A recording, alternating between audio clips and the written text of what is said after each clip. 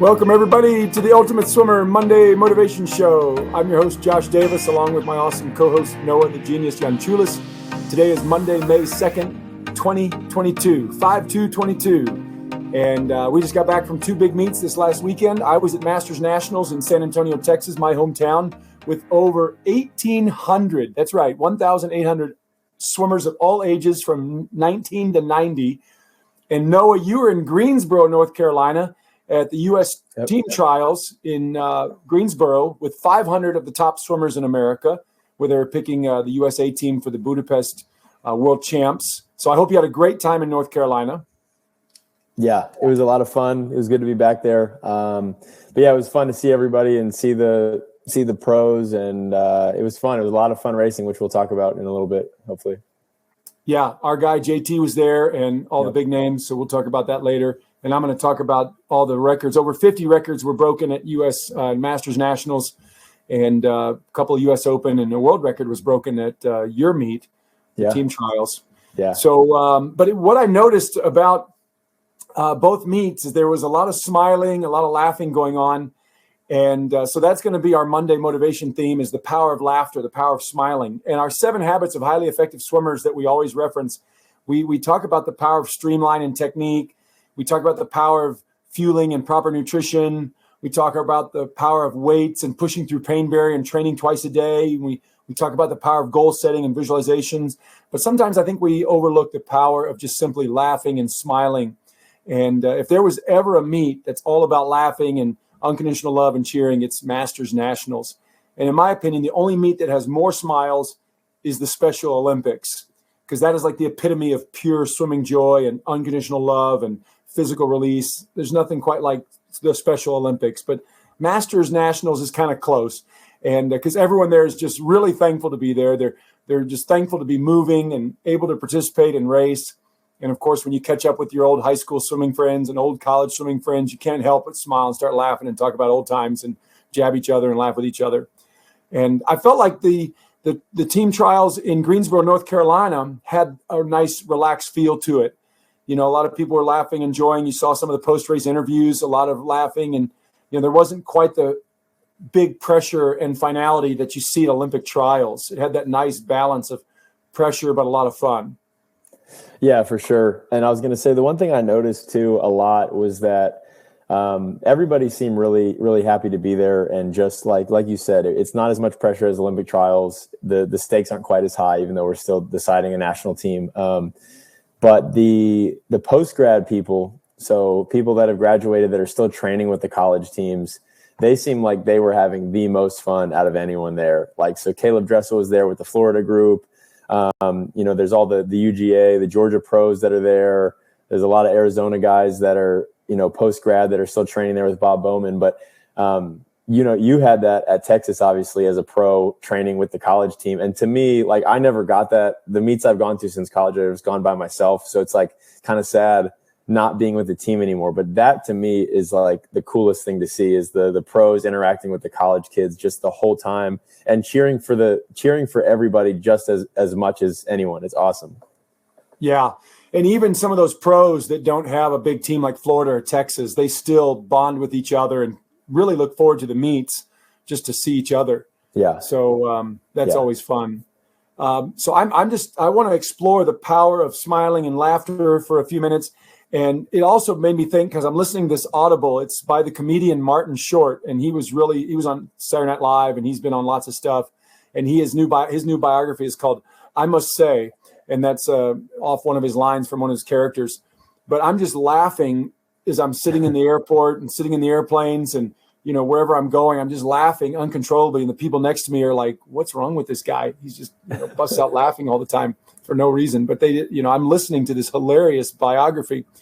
And it just really lightened my mood and just really made me happy. And just, here I am. I've got this busted ankle and, I'm hobbling around a lot and I can't swim like I want. And, but I didn't care because I was listening to this really funny book. And then, of course, whenever you're around your friends and getting to tell stories, it really makes things better. And I've studied the power of the smile for a long, long time. And you use 17 muscles to smile, and you actually use 42 muscles to frown. you use twice as many muscles to frown as you do to smile. So I figure you might as well save yourself energy and just keep smiling. And it's contagious, and it makes other people smile too. Absolutely. So we're going to talk about the power of the smile and power of laughing.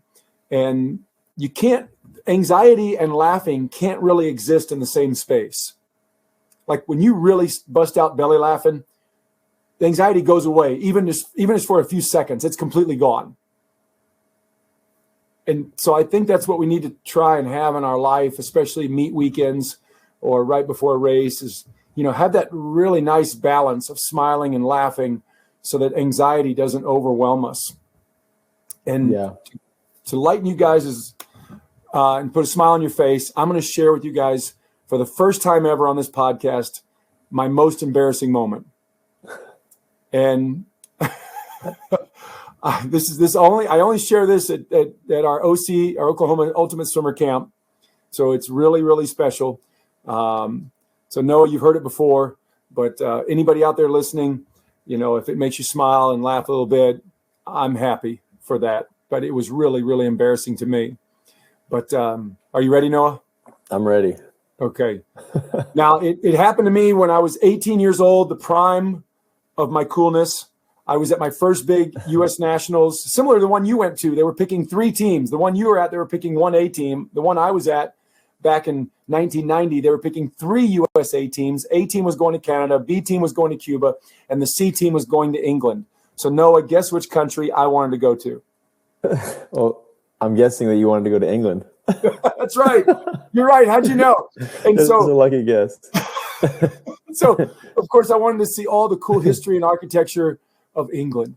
And sure enough, I swam the 100 free, 200 free, and I made the trip to England. And before I got all the free plane tickets and the free clothes and the free food, I had to do the first thing. I had to get drug tested. That's the first part of the process. You get drug tested to make sure you're not on any performance-enhancing drugs or taking any bad stuff. And so the normal routine is you go in this nice little quiet room, and there's this very nice little person there, and they say, "Hello, how are you? Will you please take a cup?" And you take your cup and you go into the bathroom. And if you're a guy, it's a guy. If you're a girl, it's a girl. They follow you into the bathroom and they watch you while you go number 1 in the cup. And like they really, really watch you. And it's kind of nerve-wracking and awkward.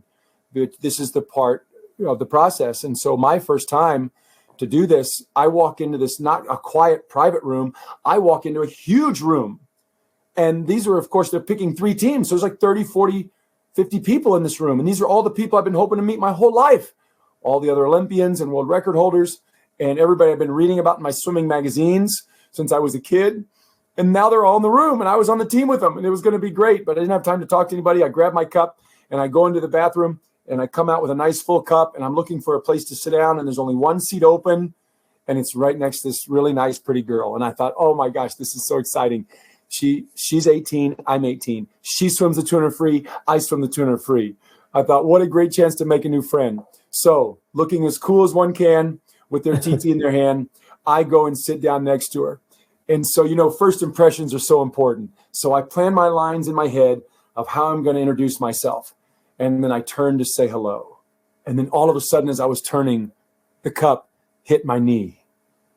And then it got bad because it was like that instant in the movies where everything goes in slow motion and the cup leaves my hands and people's heads in the room start to turn and the cup begins to fall right in front of her and the cup hits the ground and then this pee-pee splashes all over her. And it was awful. It was crazy. The whole room erupts in laughter. She bolts off in disgust and I'm left sitting there, needless to say, the most embarrassed I have ever been. Like that's really bad. My first time on the USA team, I do this very bad, horrible, no good thing. And I was so embarrassed. And, it's funny now, but man, I was horrified at the time. And I thought my life was over. And all the people were laughing about this new guy. And what they have now is a lid on all the cups in the drug testing room. It's called the Davis lid. So that never has to happen to anybody ever again. And so I'm glad I can laugh about it now. I'm glad she can laugh about it. She talked to me a few years later. It took a while. But anyway, my USA career got much better after that and had many fun times with the USA team. But hopefully you guys listening out there, that made you smile a little bit and made you laugh a little bit, because that was crazy. Noah, do you have any funny, crazy stories in your swimming career, or something you laugh about? Geez, nothing that embarrassing. That's so funny to me. Also, I'm thinking about how you have two really iconic pee stories with Team USA, and that's the funniest thing I've ever heard. Last week was the drug testing skit where everybody peed their pants, and now you're dropping the pee on this girl, and that's so funny. Let me think. I don't really have anything super embarrassing like that, but I do think back to we had so many times, and I've told this story before, where just in the cafeteria trying to have food eating contests and things like that, where everybody's just dying laughing, and you just keep going. But nothing really that comes to mind. I'm sorry, I don't have anything super entertaining like that. Oh no, that's okay. Was everybody around you just laughing, or did people just kind of shut down and act like it didn't happen when you dropped it? No, was everyone? Yeah, I mean, everybody. I mean, it was like a huge gasp, a lot of giggles and laughs, and I turned red as a beet, and she just ran to the bathroom, and eventually, nobody talked to me. Everybody kind of stayed away from me that night, but which is kind of sad thinking back, but. But the other sad thing is everybody left, but it took me hours to go to the bathroom again. I was so in shock and so horrified, and I wasn't very hydrated, so I had to just keep drinking water and Gatorade for 2 hours before I could go to the bathroom again. And so I was just in that room by myself till that's brutal. 10:30 at night. It was just really, really a sad night. But a rough way to start it out. Yeah. But now I'm a pro. I can go to the bathroom. Now you're a pro. But it just makes me think about the power of laughter and the power of smiling. And, there's just a lot of evidence, a lot of scientific evidence out there that smiling, laughing, a grateful heart really, really helps put the body and the mind in a place of peak performance. And we see it all the time with Team USA. And we see it with different athletes from other sports. There's that balance where you've got a little pressure, but you're just kind of excited to be there. It's easy to find that flow. And at camp we show the video of the 1984 video of the 200 free women, and Mary Waite, when she upsets the world record holder to win the gold. Yeah. When she upset Sippy Woodhead. So that Mary Waite video, if you want to Google Mary Waite 200 free, it's a beautiful video of how she's just smiling and just enjoying the moment and finds the flow and gets the gold. It's really a powerful race to me. So I just want to challenge you guys out there. Find something funny to read, find some funny people to hang out with. And, and a man who can laugh at himself always has something to laugh at. That's a good one. It's important that you find stuff in yourself that's humorous and fun. And that way, I think it will set you up for a better day and a better, meet situation, a better race situation. So anyway, so that's our theme for the day. Find the way to smile and surround yourself with some humor and funny stuff. And that leads us to our verse of the day, Proverbs 17:22. It's really powerful. A happy heart is good medicine, and a cheerful mind works healing. But a broken spirit dries up the bones and saps your strength. So Proverbs 17:22 in the Old Testament, Proverbs is so good. A lot of life wisdom. How laughter brings healing. Laughter is medicine. Laughter helps you find the flow. Laughter brings strength. And sadness and worry can sap your strength.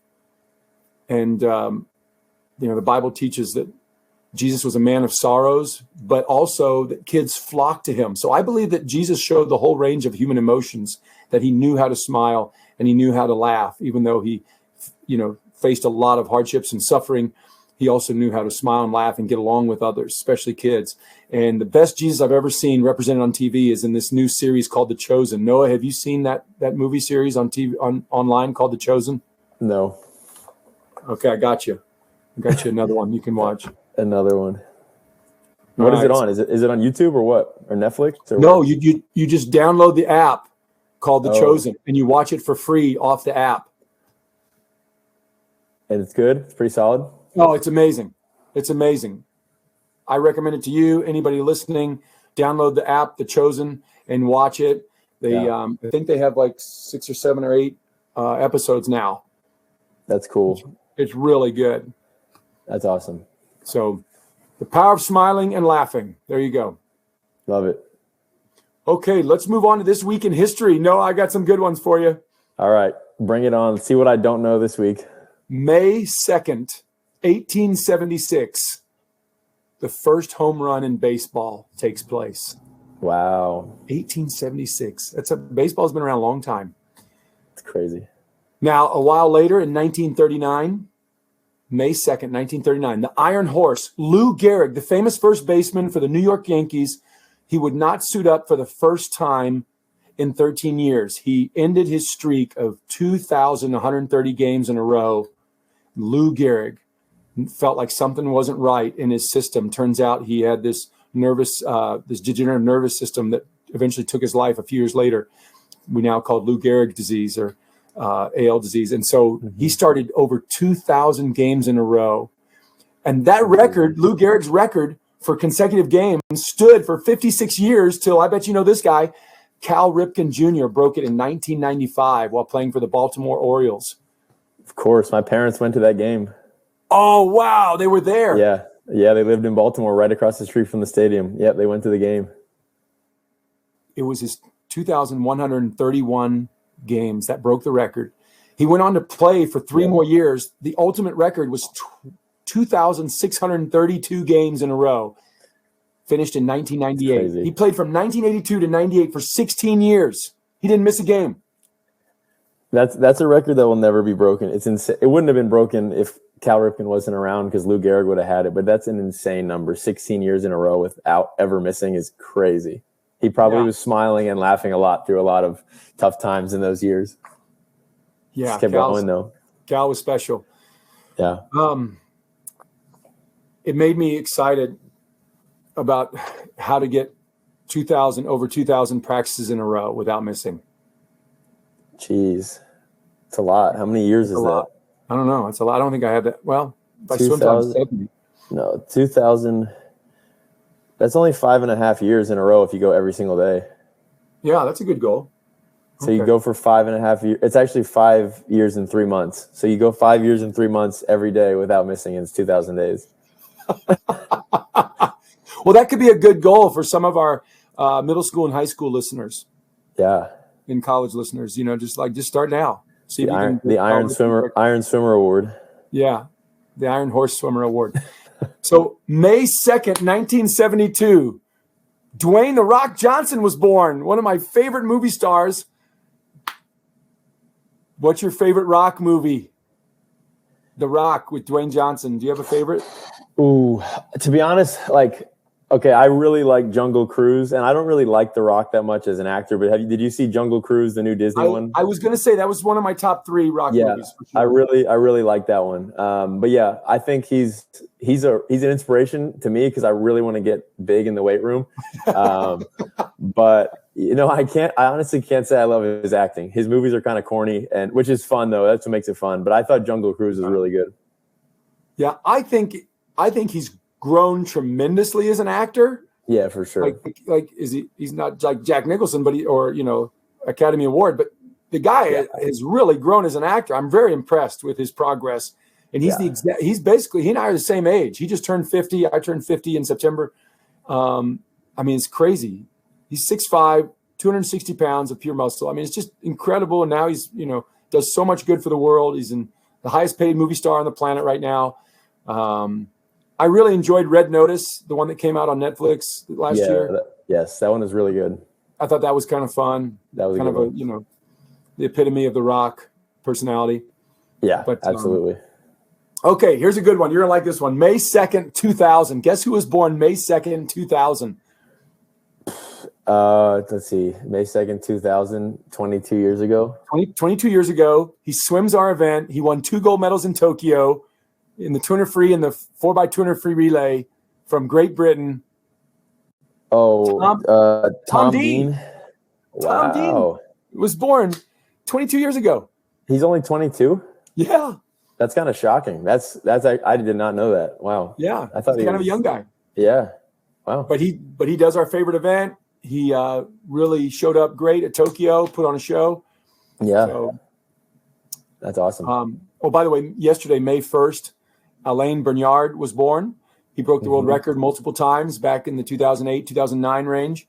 Yeah. And the great French swimmer, obviously he's known for Jason Lezak running him down, but still an incredible swimmer in his own right. And later this week, May 6th, my old teammate, Brooke Bennett, that's her birthday. She was a 3-time gold medalist from the 96 and 2000 Olympics with me, originally from the Tampa, Florida area. She still lives there now and still a swimming ambassador and swimming commentator. And she won 3 golds, same as me. And then we both were in the same Olympics, 96 and 2000, just one of the great distance swimmers of all time. So on May 6th, happy birthday, Brooke Bennett. Yeah. So that was This Week in History. Now, let's get on to the swim news of the week. We got a lot of stuff to talk about. We talked about over 50 Masters records were broken at Masters Nationals in San Antonio. A huge world record at your meet in North Carolina. But let's just roll down some of the favorite Masters Nationals because these old people are amazing. Steve West, the breaststroke guy, did a great job. 56.2 100 breast. Our buddy James Fike out of Dallas got the 100 IM record, 50 point. Really I have not met Chuck Barnes, but this guy, he was probably the highlight for me, getting the 100 fly and 200 back records. Yeah, what was he? 50 point in the 100 fly at 45 and 51 in the 100 back. Yeah, 50 to go that fast. To go that fast at any age is really pretty solid, but to go that at 45 is amazing. Yeah, it really is. And then broke Jeff's 200 back record, right? 151. The record I wanted. That was the exact goal time I've had in my head for 3 years since Jeff beat me in that race. And he did it. He got the record instead of me. He did it. 151.8. He's got really good dolphins, and he's been training. You can just tell. He was great on this back half on all his races. Got to work on his dive, though. He went 21.2 in the 50 and he was just chilling off the blocks. Yeah, it was just a nice entry, but not like a super fast reaction. And he still came up ahead. And his second half of all his races, he destroyed everybody.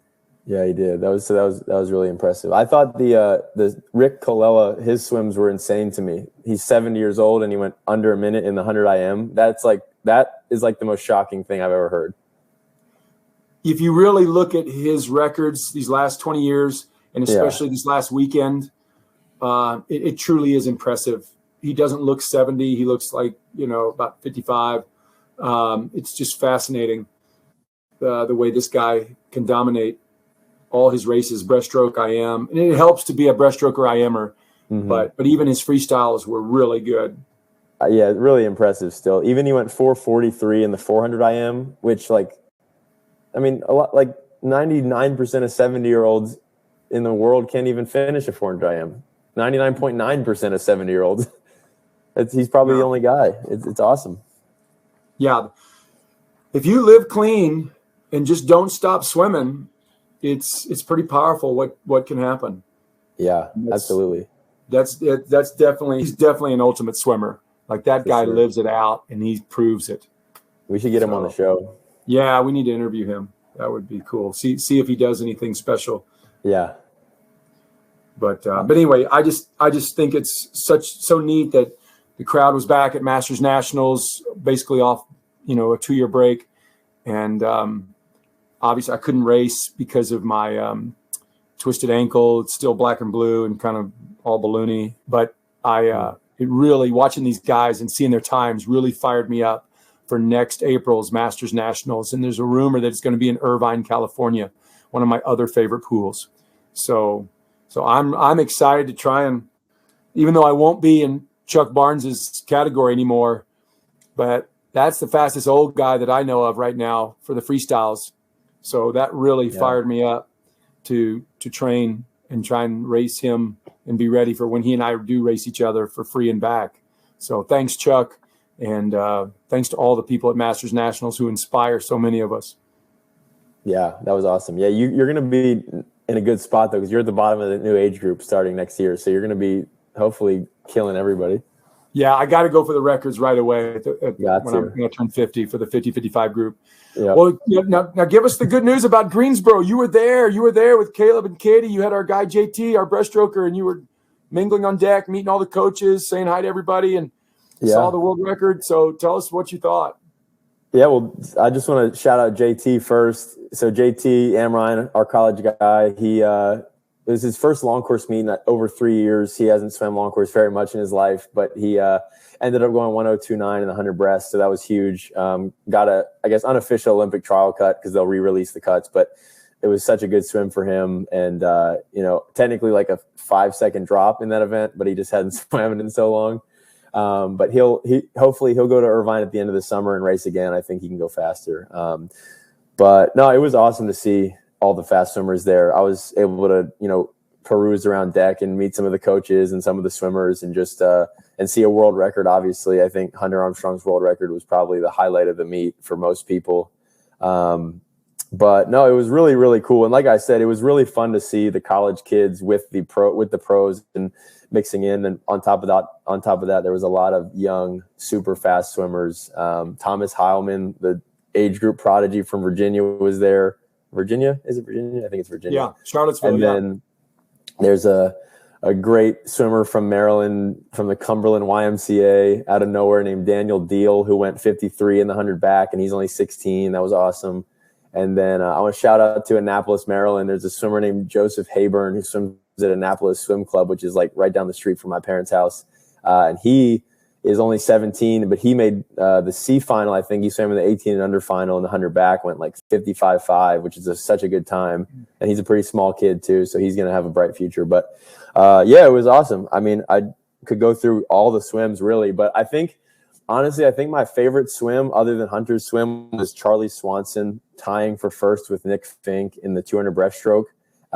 And Charlie Swanson has been trying to make like a big national team for a while. And I think he just recently moved down to Austin to train with Eddie, or I'd seen something about him moving down there. But yeah, he did it. He went 207 or something or 209 in the 200 breast and made the world's team. So that was awesome for him. Yeah, no, I was looking at the lineup. 41 athletes were picked to represent USA in Budapest. And, it's the usual suspects, but I just got excited.